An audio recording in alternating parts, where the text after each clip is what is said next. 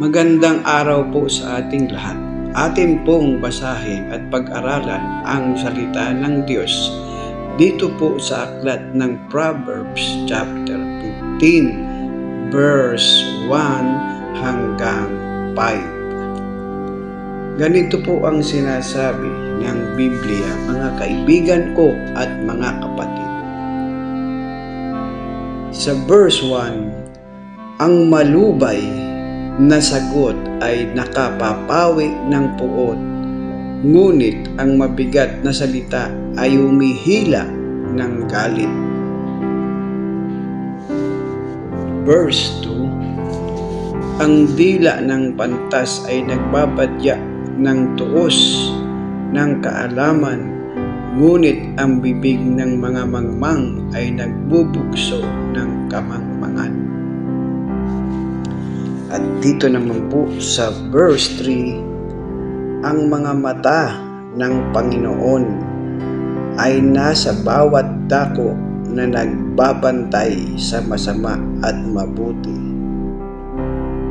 Number 4, ang dilang magaling ay punong kahoy ng buhay, ngunit ang kalikuan niyaon ay kasiraan ng diwa. Number 5, hinahamak ng mangmang ang saway ng kanyang ama, ngunit siyang nagpapakundangan ng saway ay gumagawang may kabaitan. Ganito po ang mga salita at talata na sinabi ng Panginoon. Ito po ay tumutukoy sa isang tao na kung tayo po ay makikipag-usap, ay hindi po natin dapat tataasan ang ating boses sa ating kausap na nagbibigay lamang ito ng pagkagalit kung ang kausap mo din naman ay mayroong pagtaas ng boses. Ipinapahiwatig dito na ang salita ng Diyos ay ma-accept natin sa ating buhay.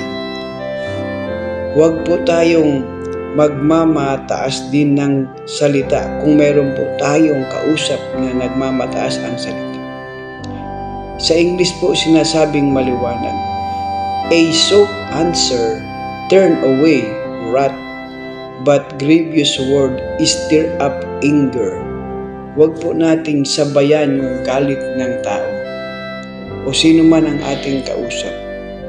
Yun po lagi na ang ating tatandaan na tayo po'y magpapakakumbaba upang hindi po magkaroon ng tensyon ang usapan. Dahil po ang dila, sabi ng Bible, ay nagbabadya ng galit. Ngunit tayo po'y